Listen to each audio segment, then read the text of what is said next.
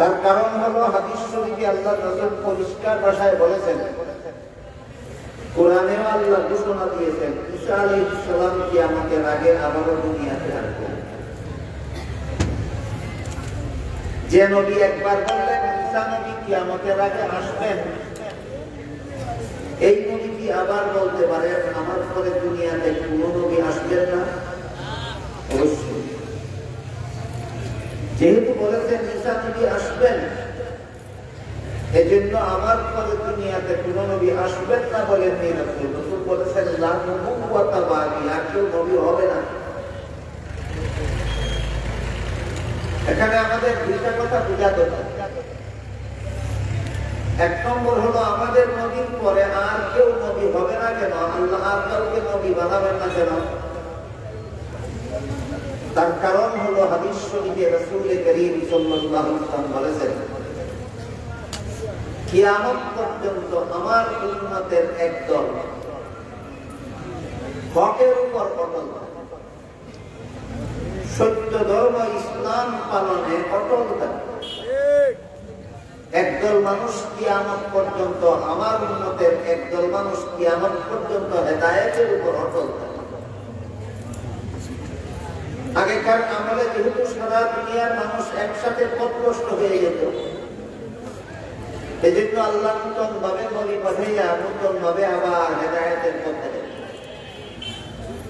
আমাদের নবীর উম্মতের একদল যেহেতু কিয়ামত পর্যন্ত হেদায়েতের উপর অটল থাকবে, এই জন্য হেদায়েতের পথ দেখাবার জন্য আর কাউকে নবী বানাবার দরকার নাই। এই জন্য আল্লাহ আর কাউকে নতুন ভাবে নবী বানাবেন না। গেল এক প্রশ্নের জবাব যে আল্লাহ আর কাউকে নবী বানাবেন না কেন?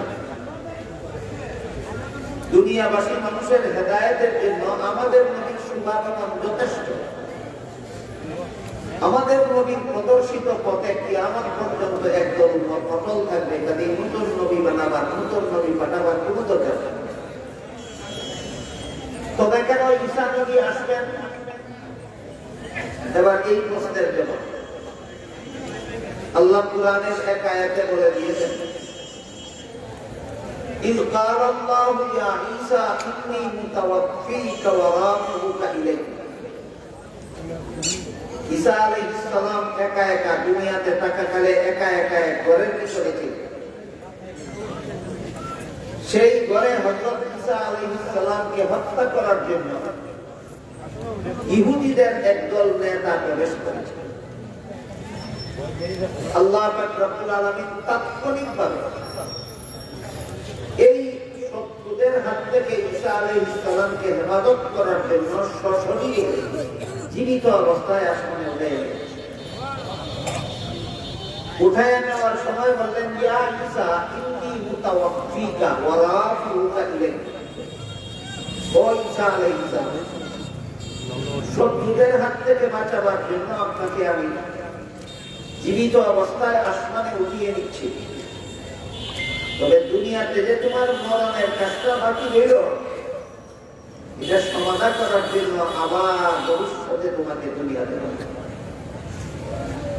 ঘটনা বুঝে থাকতে বলুন, দুনিয়াবাসী মানুষের হেদায়েতের দরকার বাকি না ঈসা নবীর নিজস্ব দরকার বাকি?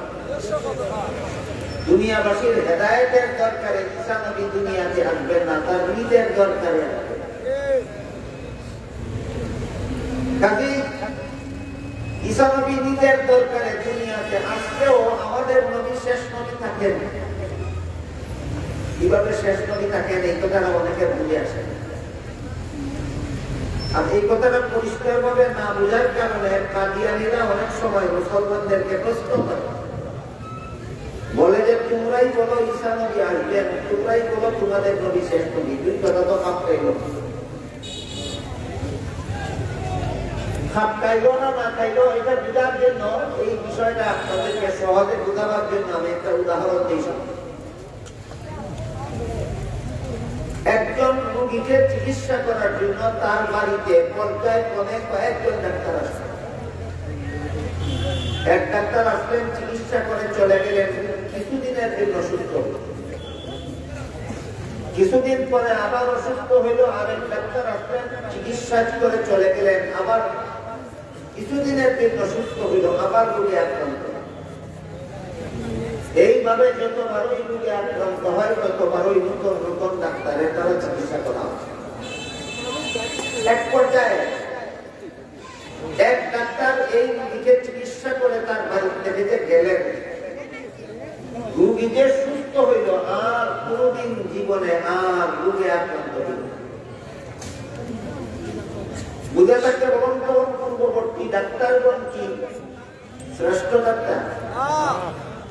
পূর্ববর্তী ডাক্তারগণ যেমন ভাবে শ্রেষ্ঠ ডাক্তার নন, শেষ ডাক্তার নন।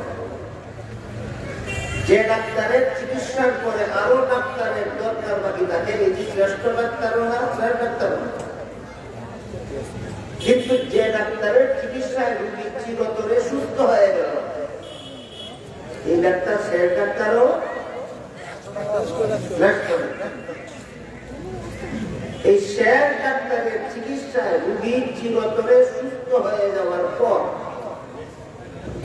পূর্ববর্তী কোন ডাক্তার যদি রোগীর বাড়িতে আসে, রোগীর চিকিৎসার জন্য নয়, তার নিজের দরকার। বুঝা থাকতে বলুন, পূর্ববর্তী কোন ডাক্তার রোগীর বাড়িতে কেন আসবেন? রোগীর চিকিৎসার দরকারে না, তার নিজের দরকার।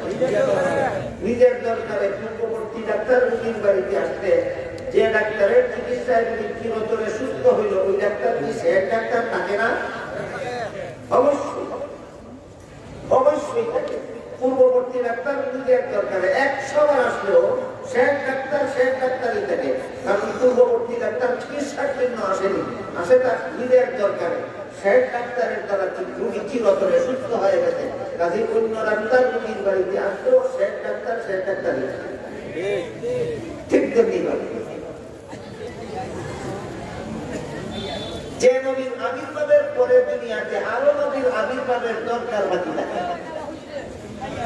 তিনি শেষ নবী না শ্রেষ্ঠ নবী। যে নবীর আবির্ভাবের পরে আর কোন নবীর দরকার বাকি নাই, দুনিয়াবাসীর হেদায়েতের জন্য আর কোন নবীর দরকার বাকি নাই, তিনি শেষ নবীও শ্রেষ্ঠ। আমরা তো সব সময় বলে থাকি, শুনে থাকি যে আমাদের নবী শ্রেষ্ঠ নবী, কিন্তু অনেকের এই পরিষ্কার ভাবে জানা নাই কি কি কারণে আমাদের নবী শ্রেষ্ঠ নবী। যত কারণে আল্লাহ আমাদের নবীকে সকল নবীর উপর শ্রেষ্ঠ মর্যাদা দান করেছেন, এর মধ্যে একটা কারণ হলো যেহেতু তিনি শেষ নবী, যেহেতু তারপরে দুনিয়াবাসী মানুষের হেদায়েতের জন্য আর কোন নবীর দরকার বাকি নাই, এই জন্য তিনি শ্রেষ্ঠ নবী। যাই হোক, এতক্ষণে আমি বোঝাবার চেষ্টা করলাম যে আমাদের নবী যেহেতু আমাদের নবীর আবির্ভাবের মাধ্যমে দুনিয়াবাসী কিয়ামত পর্যন্ত হেদায়েত পেয়ে গেছে, এই জন্য দুনিয়াবাসীর হেদায়েতের জন্য আর কোন নবীর দরকার বাকি নেই। ঈসা নবী নিজের দরকারে আসলেও আমাদের নবী শেষ নবী নেই। ঈসা নবী যদি আমাদের হেদায়েতের জন্য আসার দরকার হইত, তাহলে আমাদের নবী শেষ নবী হইতে পারতেন না। ঈসা নবী আমাদের হেদায়েতের জন্য আসবেন না, ঈসা নবী আসবেন দুনিয়াতে তার একটা নিজের দরকার বাকি আছে, সেটা পুরা করার জন্য। বলতে পারেন কেউ দুনিয়াতে তার নিজের দরকারটা কি? মরণ বাকি। কি দরকার বাকি? মরণ। এখানেও আরেকটা জটিল ব্যাপার আছে, যে ব্যাপারে অনেক মুসলমানের মধ্যে যথেষ্ট পরিমাণ ভুল থাকে, আমি সেটাও নিরসন করে দিতে চাই। সত্যিকারের আহলে সুন্নাত ওয়াল জামাতের আকীদা হলো নবী রাসূলগণকে দাফন করার পর থেকে আল্লাহ তাদেরকে জীবিত করে দেন। সমস্ত নবীগণ দাফন করার পরে থেকে জীবিত, দাফন করার পরে থেকে জীবিত। এই কথাটাকে আহলে সুন্নাত ওয়াল জামাতের পরিভাষায় হায়াতুন নবী বলা হয়। কি বলা হয়? হায়াতুন নবী অর্থ জিন্দা নবী দাফন করা হয় না দাফনের পরে নবীকে জিন্দা করা হয়? এই কথাটা পেশ লাগাই গেল। জিন্দা নবী দাফন করা হয় না, দাফন করা হয় ইন্তেকালের পর, কিন্তু দাফনের পরে নবী মুর্দা থাকেন না, জিন্দা। যেহেতু আল্লাহ কোরআনে বলেছেন কুল্লু নাফসিন যায়িকাতুল মাউত, সমস্ত প্রাণী মরণশীল।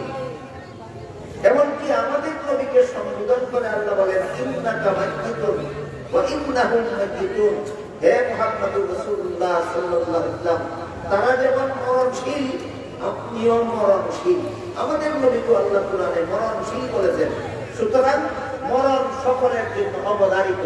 বাকি হায়াতুন নবীয়ত জিন্দা নবী দাফন করা হয় না, হায়াতুন নবীয়ত দাফনের পরে নবীকে জিন্দা করে দেওয়া। কাজেই ঈসা নবীর মরণ বাকি এই কথাতে কেউ যেন সন্দেহ না করেন। তাহলে হায়াতুন নবী গেল কি? হায়াতুন নবীয়ত জিন্দা নবী দাফন করা নয়, হায়াতুন নবীয়ত দাফনের পরে নবীকে জিন্দা করা। হাদিস শরীফে রাসূল করিম সাল্লাল্লাহু আলাইহি ওয়াসাল্লাম বলেছেন আল আমবিয়াউ আহইয়াউন ফি কুবুরিহিম। নবী রাসূলগণকে দাফন করার পরে জীবিত করে দেওয়া হয় এবং জীবিত হয়ে তারা কোথাও ভ্রমণ করেন না, তারা যার যার নৌকা শরীফের ভিতরে থাকেন। নবী কি বলেছেন? জিন্দা হয়ে নবী কোথাও কোন অনুষ্ঠানে যোগদান করেন না, নৌকা শরীফের ভিতরে থাকেন। এগুলি আহলে সুন্নাত ওয়াল জামাতের আকীদা, এগুলি জানতে হবে, বিশ্বাস করতে হবে। ঠিক। এক হাদিসে রাসূল করিম সাল্লাল্লাহু আলাইহি ওয়াসাল্লাম বলেন আমাকে নৌকা শরীফে দাফন করার পর থেকে কিয়ামত পর্যন্ত যে কোনো উম্মত আমার যে কোনো সময় আমার নৌকা শরীফের কাছে এসে সালাম করবে, আমি নিজের কানে তার দুরূদ সালাম শুনবো এবং নিজের মুখে যাব। বলেন তো নৌকা শরীফের কাছে গিয়ে সালাম করলেন নবী নিজের কানে শুনবেন কেন? মুদ্রা থাকার কারণ না? এইসব হাদিসের দ্বারা প্রমাণিত দাফনের পর থেকে নবী জিন্দা। আবার যে কোনো সময় নৌকা শরীফের কাছে গিয়ে দুরূদ সালাম করলে নবী নিজে শুনবেন, নিজে জবাব দিবেন কেন? যেহেতু সেখানে থাকবেন না, থাকবেন। দুইটাই আহলে সুন্নাত ওয়াল জামাতের আকীদা। একটা হলো দাফন করার পরের থেকে নবী জিন্দা, এটা বিশ্বাস করতে হবে।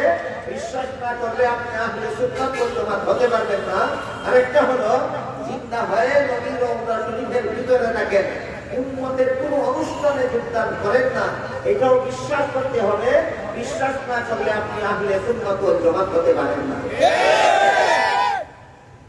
বুঝে থাকতে বলুন তো, এমনি তালে তালে আহলে সুন্নাত ওয়াল জামাত হওয়া যায় না? কিছু কথা জানতে হয়, মানতে হয়, কিছু কথা জানতে হয়, মানতে হয় আহলে সুন্নাত ওয়াল জামাতের অন্তর্ভুক্ত হওয়ার জন্য।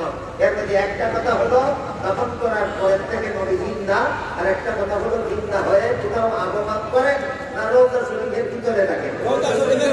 এইগুলি বিশ্বাস করতে হবে, এইগুলি জানতে হবে, মানতে হবে, তবেই আপনি আহলে সুন্নাত ওয়াল জামাতের অন্তর্ভুক্ত হবে। এবার আমি আমার কথা মূল কথার দিকে গেলে যাই। আদম আলাইহিস সালাম থেকে নিয়ে মুহাম্মদুর রাসূলুল্লাহ সাল্লাল্লাহু আলাইহি ওয়াসাল্লাম পর্যন্ত আল্লাহ লক্ষাধিক নবী রাসূল পাঠিয়েছেন দুনিয়ার মানুষকে জাহান্নাম থেকে বাঁচার পথ দেখানো, জান্নাতে যাওয়ার পথ দেখাবার। কিন্তু আমাদের নবী তো এতক্ষণ যা বললাম, আমাদের নবী তো শেষ নবী। এই নবীর পরে তো আল্লাহ আর কাউকে নবী বানাবেন না। কাজেই আমাদের নবী দুনিয়া থেকে বিদায় হওয়ার পরে যারা দুনিয়াতে আসবে, এদের জাহান্নাম থেকে বাঁচার দরকার নাই। আমাদের নবী দুনিয়া থেকে বিদায় হওয়ার পরে যারা দুনিয়াতে আসবে, আমরা তো পরেই আসবো, আমাদের কি জাহান্নাম থেকে বাঁচার দরকার নাই? কেউ তো নবী হবে না, পথটা দেখাবে কে? আমাদের নবীর বিদায়ের পরে কিয়ামত পর্যন্ত আর তো কেউ নবী হবে না। আমাদের তো জাহান্নাম থেকে বাঁচার পথ চিনার দরকার, সে চিনাবে কে? আমাদের তো জাহান্নাম থেকে বাঁচার পথ দেখার দরকার, সে পথটা দেখাবে কে? এই ব্যাপারে হাদিস শরীফে পরিষ্কার ভাষায় রাসূল বলে দিয়েছেন, ওয়া ইন্নাল উলামা ওয়ারাসাতুল আমবিয়া। আলেমগণ নবীগণের উত্তরাধিকারী। নবীগণের যুগে নবীগণ যেই দায়িত্ব পালন করতেন, নবীগণের অবর্তমানে আলেমগণের সেই দায়িত্ব। নবীগণের যুগে নবীগণ যেই দায়িত্ব পালন করতেন, নবীগণের অবর্তমানে আলেমগণের সেই দায়িত্ব। এই দায়িত্বটা পালন করার জন্যই মাদ্রাসার সম্মেলনের আয়োজন করা হয়। যে সমস্ত আলেমগণ মাদ্রাসা পরিচালনা করেন, যে সমস্ত আলেমগণ মাদ্রাসায় শিক্ষকতা করেন, যে সমস্ত আলেমগণ কোনো না কোনোভাবে মাদ্রাসায় খেদমত করেন, তাদের প্রধান দায়িত্ব দুইটা। একটা দায়িত্ব হলো যে সমস্ত ছাত্ররা লেখাপড়া করার জন্য মাদ্রাসায় ভর্তি হলো, এদেরকে কোরআন হাদিস শিক্ষা দিয়ে সুযোগ্য আলেম বানাও। মাদ্রাসার আলেমগণের একটা দায়িত্ব। মাদ্রাসার আলেমগণের আরেকটা দায়িত্ব হলো, আল্লাহ বলেন ওয়ালিয়ুম যিনু কওমহুম, গোটা জাতিকে জাহান্নাম থেকে বাঁচার করতে হবে। ছাত্রকে কোরআন হাদিস শিক্ষা দেওয়া মাদ্রাসার এক দায়িত্ব, আর গোটা জাতিকে জাহান্নাম থেকে বাঁচার পথ দেখানি আলেমগণের দ্বিতীয় দায়িত্ব। প্রথম দায়িত্বটা আলেমগণ পালন করেন মাদ্রাসার ক্লাসরুমে, আর দ্বিতীয় দায়িত্বটা পালন করেন এই সম্মেলনে। বলেন এখানে আপনাদেরকে কোরআন হাদিস শিক্ষা দিয়ে সুযোগ্য আলেম বানাইয়া দেওয়া হয়, না শুধু জাহান্নাম থেকে বাঁচার পথ দেখাইয়া দেওয়া হয়? এই দ্বিতীয় হলো আলেমগণের দ্বিতীয় দায়িত্ব। আমার কথা বুঝে থাকলে একটু দয়া করে বলুন তো, আলেমগণের দায়িত্ব কটা? দুইটা। একটা হলো ছাত্রদের বেলায়, আর একটা হলো সর্বস্তরের মানুষের বেলায়। ছাত্রদের বেলায় দায়িত্ব হলো এদেরকে কোরআন হাদিস শিখাও, সুযোগ্য আলেম বানাও। এই দায়িত্বটা পালন করেন মাদ্রাসার ক্লাসরুমে বসে। আর আলেমগণের দ্বিতীয় দায়িত্ব হলো সর্বস্তরের মানুষকে জাহান্নাম থেকে বাঁচার পথ দেখাও। এই দায়িত্বটা পালন করেন এই সম্মেলনে। এই জন্য আমাদের দেশের প্রায় সমস্ত কওমি মাদ্রাসার পক্ষ থেকে বৎসরে অন্তত একটা সম্মেলনের আয়োজন করা হয়। কেন? দ্বিতীয় দায়িত্বটা পালন করা। আমার কথা বুঝে থাকতে বলুন, মাদ্রাসার ছাত্র ভরানি, এখানে সম্মেলন কেন? ছাত্র ভরানি প্রথম দায়িত্ব, সম্মেলনে দ্বিতীয় দায়িত্ব পালন করা হয়। সম্মেলনে কোন দায়িত্ব পালন করা হয়? দ্বিতীয়টা পালন করা হয়। দ্বিতীয়টা কি? এখানে শ্রোতাদেরকে কোরআন হাদিস শিখে যে আলেম বানাইয়া দেওয়া হয়, এখানে শ্রোতাদেরকে কোনো রকমে জাহান্নাম থেকে বাঁচার পথ দেখানো হয়। এই দায়িত্ব পালনের জন্য বাংলাদেশের প্রায় সমস্ত কওমি মাদ্রাসার পক্ষ থেকে বছরে কমপক্ষে এমন একটা সম্মেলনের আয়োজন করা হয়। কাজেই জাহান্নাম থেকে বাঁচার পথ যে আলেমগণ আপনাদেরকে দেখাবেন, আলেমগণের কাছে মন গড়া কোন পথ আছে না? নবীর শিক্ষা দেওয়া পথই আলেমগণ দেখাবেন।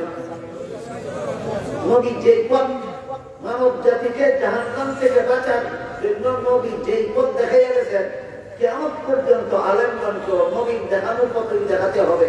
নিজেদের পক্ষ থেকে আলাদা কোন পথ দেখাবার অধিকার কোন আলেমের নাই। আলেমগণ আপনাদেরকে জাহান্নাম থেকে বাঁচার পথ দেখাবেন নিজের পক্ষ থেকে, না নবী যে পথ দেখাইছে? তাই আমি আজকে আপনাদের সামনে ওই হাদিসটা তিলাওয়াত করেছি, যেই হাদিসে নবী উম্মতকে জাহান্নাম থেকে বাঁচার চারটে পথ দেখাইছেন, আর বলে দিয়েছেন এই 4 পথ ছাড়া আর কোনো পথ নাই। নবী কি বলেছেন? সর্বস্তরের মানুষের জাহান্নাম থেকে বাঁচার কটা পথ আছে? 4টে পথ আছে। এই 4টে পথ ছাড়া আর কোনো পথ নাই।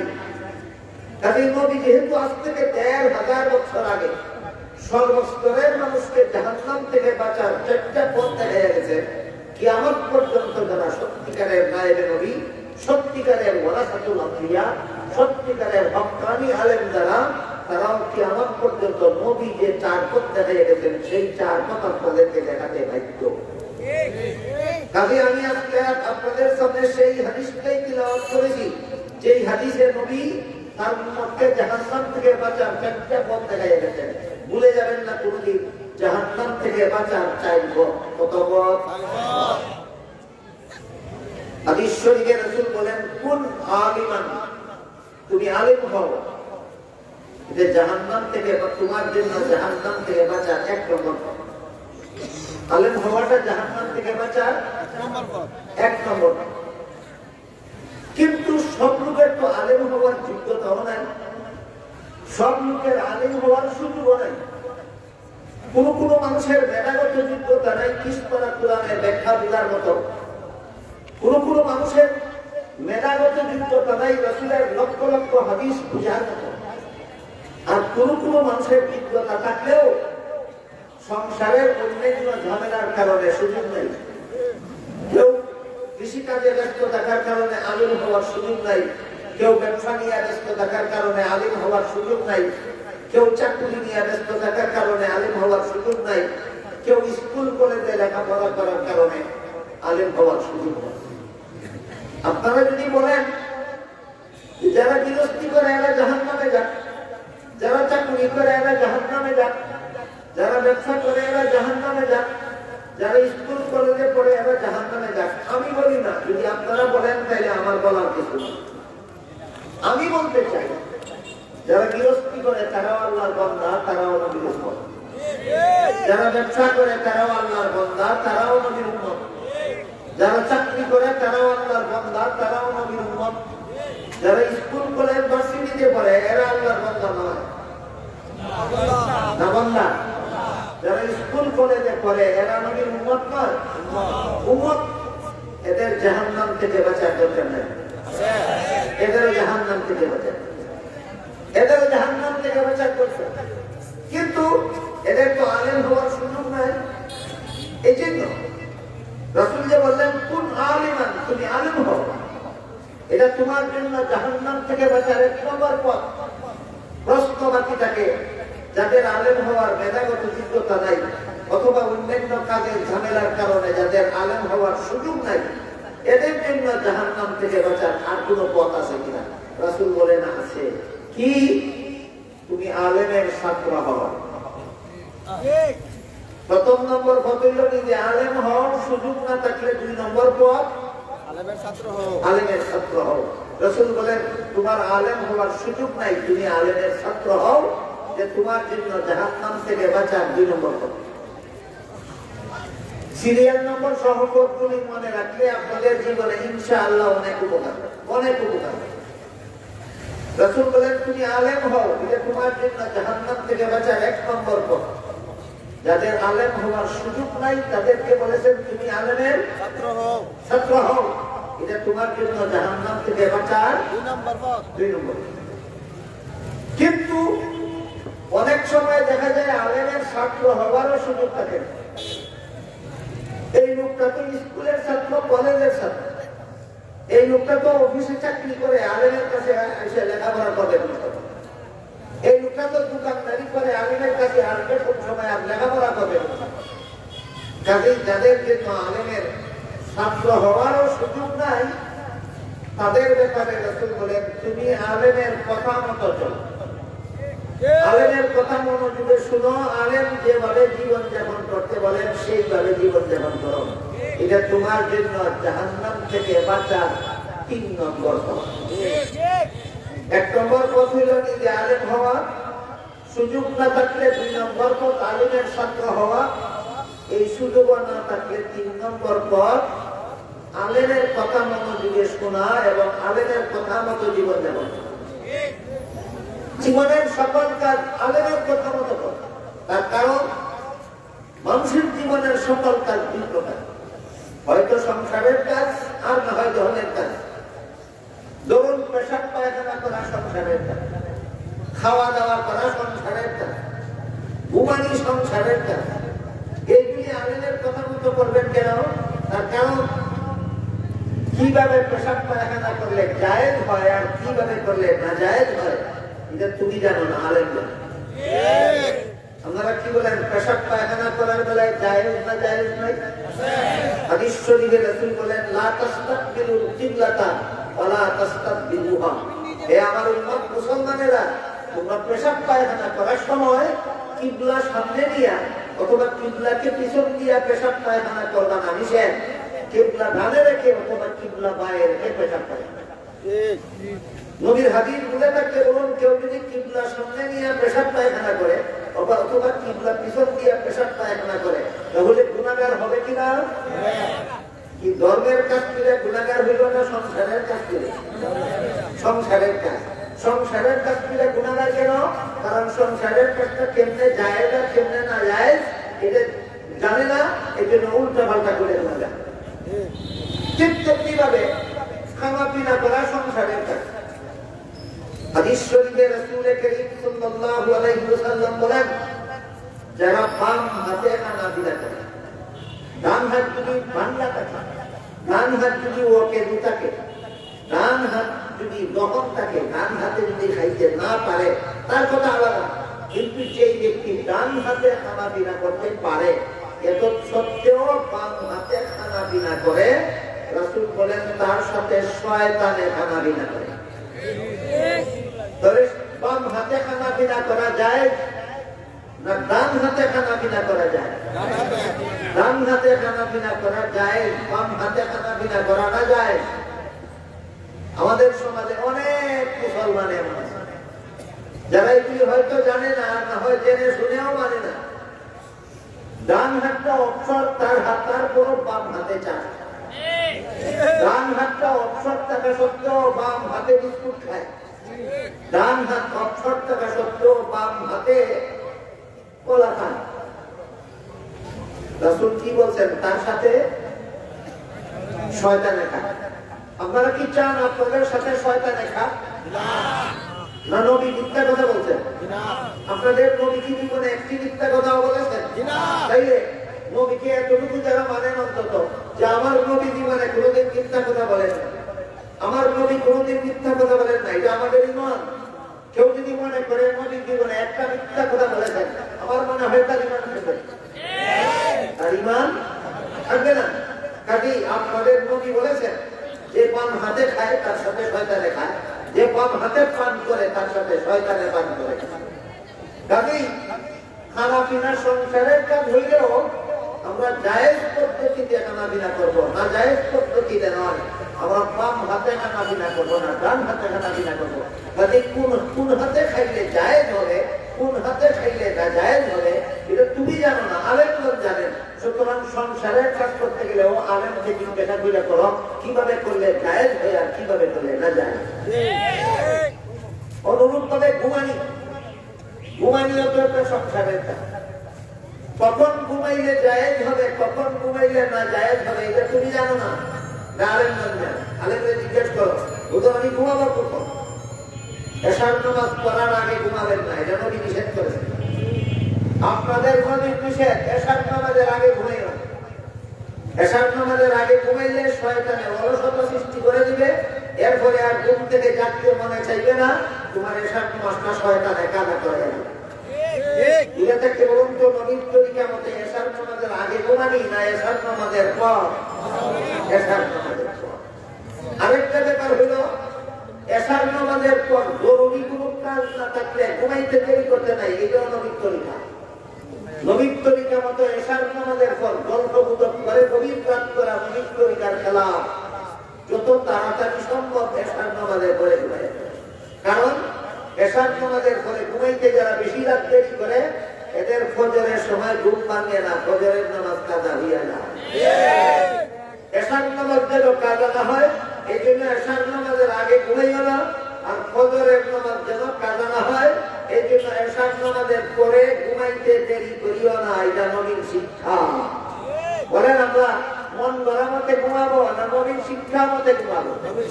ঘুমানোর বেলায় নবীর শিক্ষা কোনটা যে আমি জানি না, আলেমগণ জানেন। এই জন্য কেমনে খাইবা আলেমদের জিজ্ঞাসা করে খাও, কেমনে ঘুমাইবা আলেমদের জিজ্ঞাসা করে ঘুমাও, কেমনে পেশাব পায়খানা করবা আলেমদের জিজ্ঞাসা করে পেশাব পায়খানা। যারা সংসারের কাজ। এবার আসুন, আপনি যদি ধর্মের কাজ করেন, উযু করা ধর্মের কাজ, উযু করা ধর্মের কাজ, গোসল করা ধর্মের কাজ, নামাজ পড়া ধর্মের কাজ, রোজা রাখা ধর্মের কাজ। ইচ্ছা মতে করবো, আলেমগণকে জিজ্ঞাসা করে করবো। উযু কেমনে উযু করলে শুদ্ধ হয়, কেমনে উযু করলে ভুল হয়, তুমি জানো না, আলেমগণ জানেন। কাজে উযু করতে তুমি আলেমকে জিজ্ঞাসা করে উযু করো। গোসল কেমনে করলে শুদ্ধ হয়, কেমনে করলে ভুল হয়, তুমি জানো না, আলেমগণ জানেন। সুতরাং গোসল কেমনে করবে আলেমকে জিজ্ঞাসা করে করো। নামাজ কেমনে পড়লে সহি হয়, কেমনে পড়লে গলত হয়, তুমি জানো না, আলেমগণ জানেন। নামাজ আলেমকে জিজ্ঞাসা করে পড়ো। কোরআন কেমনে তিলাওয়াত করলে সহি হয়, কেমনে তিলাওয়াত করলে ভুল হয়, তুমি জানো না, আলেমগণ জানেন। সুতরাং কোরআন তিলাওয়াত আলেমদের কথা মতো। এক কথায় জীবনের সকল কাজ আলেমের কথা মতো। আলেমের কথা শুনো এবং আলেমের কথা মতো জীবন যাপন করো, এটা তোমার জন্য জাহান্নাম থেকে বাঁচার 3 নম্বর পথ। বলুন তো এই পর্যন্ত রাসূল তার উম্মতকে জাহান্নাম থেকে বাঁচার কতটা পথ বাতাইলেন? 3টা। এই পর্যন্ত 3টা, আরেকটা বাকি আছে। 1 নম্বর পথ হইল তুমি নিজে আলেম হও, সুযোগ না থাকলে 2 নম্বর পথ আলেমের ছাত্র হও। আলেমের ছাত্র হওয়ার সুযোগ না থাকলে কিছু কাজ আলেমকে জিজ্ঞাসা করে করো। কিছু কাজ না সকল কাজ। কারণ যেই কাজটাই তুমি নিজে আলেমকে জিজ্ঞাসা না করে নিজে নিজে করবে, এটাই তোমার ভুল হবে, এটাই ভুল হবে। যেই কাজটাই আলেমকে জিজ্ঞাসা না করে করবে, সংসারের কাজ হোক আর ধর্মের কাজ হোক, যেই কাজই আলেমকে জিজ্ঞাসা না করে করবে, এটাই ভুল হবে। এই জন্য জীবনের সকল কাজ আলেমকে জিজ্ঞাসা করে করো, আলেমের কথা মতো জীবন যাপন করো। এটা তোমার জন্য জাহান্নাম থেকে বাঁচার 3 নম্বর পথ। এরপরে রাসূল এতটুকু সুযোগ যদি কারো না থাকে, আলেমকে জিজ্ঞাসা করার সুযোগ যদি না থাকে, এটা কিভাবে হয়? ধরুন কথার কথা এক ব্যক্তি সারা জীবনের জন্য জেলখানায় ভর্তি হয়ে গেছে। আলেমের কাছে আসতেও পারে না, আলেমকে জিজ্ঞাসাও করতে পারে। এই লোকের জাহান্নাম থেকে বাঁচার দরকার নাই? দরকার আছে। রাসূল বলেন তুমি আলেমকে মহব্বত করো, তোমার জন্য আলেমকে মহব্বত করাটাই জাহান্নাম থেকে বাঁচার পথ। এটা 4 নম্বর। কত নম্বর? 4 নম্বর। আলেমকে জিজ্ঞাসা করার সুযোগ যদি না থাকে, দূরের থেকেই তুমি আলেমকে মহব্বত করো অন্তর দ্বারা, এই মহব্বত করাটাই তোমার জন্য জাহান্নাম থেকে বাঁচার উসিলা হয়ে যাবে। এক হাদিসে রাসূল পরিষ্কার ভাষায় বলেছেন, আল মারউ মা মান আহাব্বা। একটা ঘটনা আছে, একজন সাহাবী রাসূলকে জিজ্ঞেস করেছিলেন, ওগো আল্লাহর রাসূল, কিয়ামতের আর কেমন বাকি? রাসূল বললেন, কিয়ামতের জন্য কি পরিমাণ প্রস্তুতি গ্রহণ করেছ?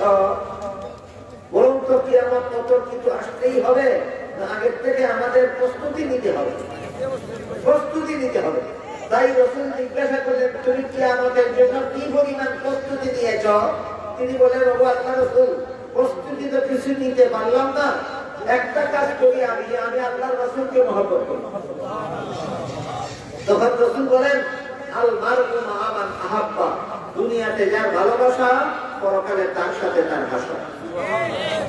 দুনিয়াতে যে যাকে মহব্বত করবে, পরকালে তার সাথে তার হাসর হবে। দুনিয়াতে যারা নবীকে মহব্বত করবে, পরকালে নবীর সাথে তার হাসর হবে। এখন দুনিয়াতে নবী নাই, দুনিয়াতে যারা আলেমকে মহব্বত করবে, পরকালে আলেমদের সাথে তার হাসর হবে। তাই রাসূল বলেন, তোমার যদি আলেমের কথা শোনার সুযোগ না থাকে, আলেমকে মহব্বত করো। এখানে আমাদের একটা জরুরি কথা শোনা এবং মনে রাখা দরকার যে আলেমকে কেন মহব্বত করবো, আলেমকে মহব্বত করার যৌক্তিকতাটা কি, কোন যুক্তিতে আমার আলেমকে মহব্বত করতে হবে? সেটা হলো, আলেমগণের মতো বড় দরদি আমার জগতে আর কেউ নেই। আমাকে জাহান্নাম থেকে বাঁচার পথ দেখাবার মতো নবী নাই, একমাত্র আলেমগণ আছেন দুনিয়াতে আমাকে জাহান্নাম থেকে বাঁচার পথ দেখাবার মতো মানুষ। বলেন তো কোন যুক্তিতে আমি আলেমকে মহব্বত করব? কারণ জাহান্নাম থেকে বাঁচার পথ দেখাবার মতো দরদি আমার এই দুনিয়াতে আলেম ছাড়া আর কেউ নাই। এই জন্য আলেমকে আল্লাহ রাসূল বলেন, আলেমকে মহব্বত করব। তারপরে রাসূল বলেন, ওয়ালা তাকুন খামিসান ফাতাহলিক। সাবধান, এমন যেন না হয় যে তুমি নিজে তো আলেম হলেই না, আলেমের ছাত্রও হলে না, আলেমের কথা মতো চললেও না, আলেমকে মহব্বত করলে না। এমন যদি হয়, তাহলে রাসূল বলেন তোমার কপালে ধ্বংস ছাড়া আর কিছু না। কপালে ধ্বংস ছাড়া আর কিছু নাই। এই জন্য আলেমকে মহব্বত করাটা হলো জাহান্নাম থেকে বাঁচার শেষ পথ। জাহান্নাম থেকে বাঁচার শেষ পথ। আর মাত্র কয়েক মিনিট সময়ে আমি আপনাদেরকে আলেমকে মহব্বত করলে হাসরের মাঠে কিভাবে জাহান্নাম থেকে নাজাত পাওয়া যাবে, এই মর্মে 2টা হাদিস বলে আমার কথা শেষ করব ইনশাআল্লাহ। এক হাদিসে উল্লেখ আছে, রাসূল করিম সাল্লাল্লাহু আলাইহি ওয়াসাল্লাম বলেন, কাল হাসরের মাঠে যখন সারা দুনিয়ার সমস্ত মানুষ জীবিত হয়ে দাঁড়াবে, আল্লাহ পাক রব্বুল আলামিন তখন আলেমগণকে বলবেন, হে আলেমরা, তোমরা জগৎবাসী মানুষ থেকে আলাদা হয়ে আলাদা কাতারে দাঁড়াবে। আল্লাহর হুকুমে আলেমগণ যখন আলাদা কাতারে দাঁড়াবেন, তখন আল্লাহ আলেমগণকে বলবেন, হে আলেমরা শোনো, আমি দুনিয়াতে তোমাদেরকে আলেম হওয়ার সৌভাগ্য দান করেছিলাম জাহান্নামের আগুন দিয়ে জ্বালাবার জন্য নয়, তোমরা জান্নাতে চলে যাবে। আলেমদেরকে আল্লাহ হাসরের মাঠে আলাদা করে কি বলবেন? তোমরা জান্নাতে চলে যাবে। এখানে একটা প্রশ্ন জাগে, কি প্রশ্ন? আলেম হলেই যদি জান্নাতে যাওয়া যায়, তাহলে আলেমে আর নামাজ না করলে এই অসুবিধা কি? আলেমরা সুদ খাইলে এই অসুবিধা কি? আলেমরা ঘুষ খাইলে এই অসুবিধা কি? আলেমরা মদ খাইলে এই অসুবিধা কি? আলেমরা গাঁজা খাইলে এই অসুবিধা কি? রাসূল বলছেন আল্লাহ আলেমদেরকে জান্নাতে পাঠাবেন। প্রশ্ন লাগে কিনা? এই প্রশ্নের জবাব জানার জন্য আপনাদের মনে রাখা দরকার, আলেম দুই প্রকার। এক প্রকার সমাজের দৃষ্টিতে আলেম, আর এক প্রকার আল্লাহর দৃষ্টিতে আলেম। আলেম কত প্রকার? দুই প্রকার। সমাজের দৃষ্টিতে আলেম আর আল্লাহর দৃষ্টিতে আলেম। আমরা বোঝার চেষ্টা করি সমাজের দৃষ্টিতে আলেম কারা আর আল্লাহর দৃষ্টিতে আলেম কারা। কুরআন হাদিসের এলেম যারা শিখেন তাদেরকেই সমাজে আলেম বলে। কুরআন হাদিসের এলেম শিখলেই সমাজে কি বলে? আলেম বলে। আল্লাহ কিন্তু কখনো আলেম বলেন না। কুরআন হাদিসের এলেম শিখলেই আল্লাহ আলেম বলেন না। কুরআন হাদিসের এলেম শিখার পর এলেম মতো জীবন যাপন করলে আল্লাহ আলেম বলেন।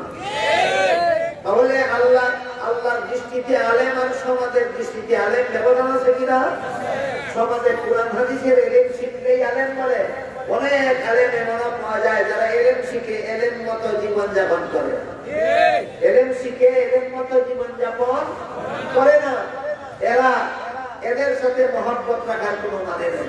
এদের সাথে মহব্বত রাখলে জাহান্নাম থেকে নাজাত পাওয়া যাবে। আরেকজন আলেম এলেম শিখার পর এলেম মতো জীবন যাপন করে, এরা আল্লাহর দৃষ্টিতে আলেম। তাই মুফাসসিরিন کرام তাফসীরের কিতাবে লিখেছেন, আল্লাহ যে হাসরের মাঠে আলেমদেরকে বলবেন তোমরা জান্নাতে চলে যাও, সমাজের দৃষ্টিতে আলেম হলে হবে না, আল্লাহর দৃষ্টিতে আলেম হতে হবে।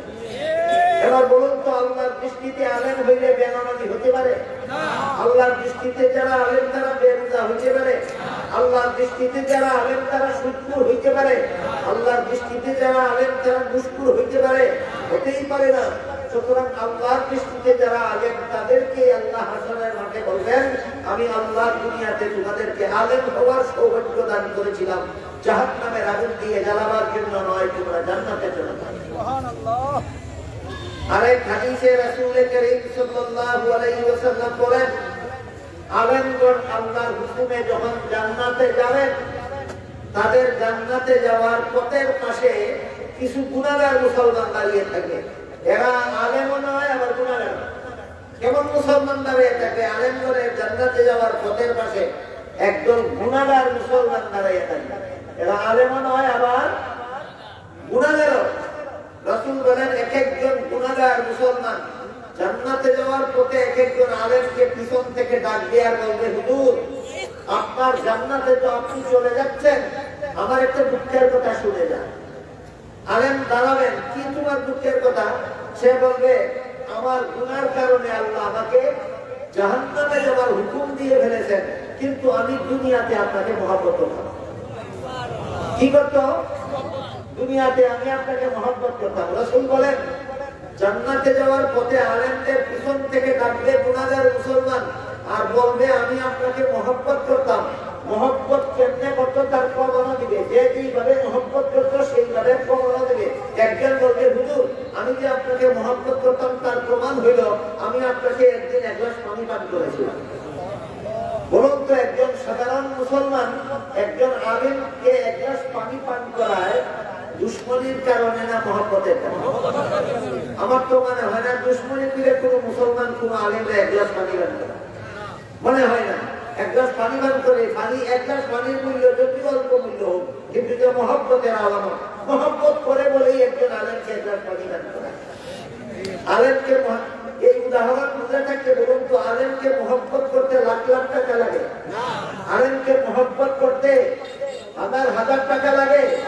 আলেমকে মহব্বত করতে কিছুই লাগে না, 1 টাকাও লাগে না, শুধু অন্তরটা থাকলেই হয়। কেমন অন্তর? এই দুনিয়াতে নবী নাই, যদি আলেম এই দুনিয়াতে না থাকেন তাহলে আমার জাহান্নাম থেকে বাঁচার পথ পাওয়ার কোনো উপায় নাই।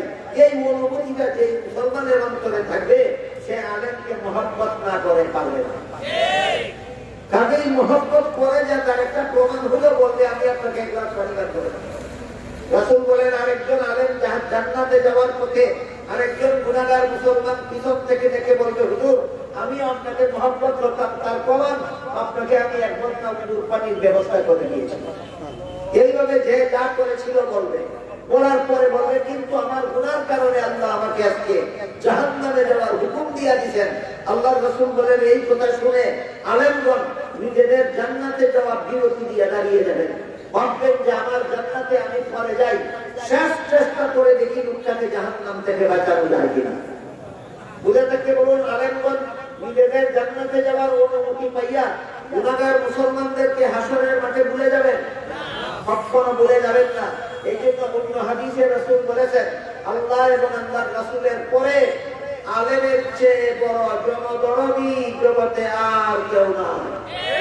আল্লাহ এবং আল্লাহর রাসূলের পরে আলেমের চেয়ে বড় জনদরদী জগতে আর কেউ নাই।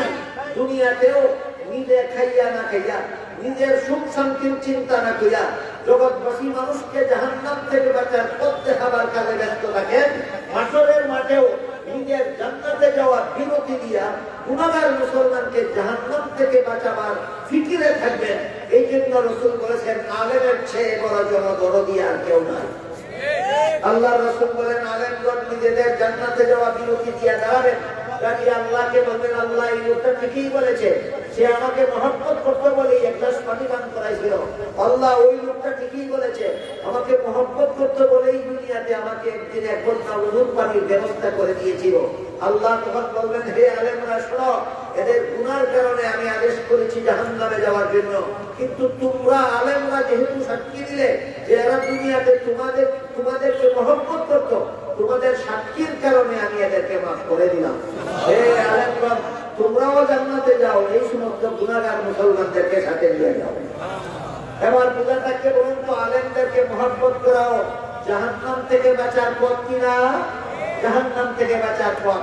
এই জন্য রাসূল বলেন হে আমার উম্মত শোনো, জাহান্নাম থেকে বাঁচার চারটা পথ আছে, চার পথ ছাড়া বাস্তবের কোনো পথ নাই।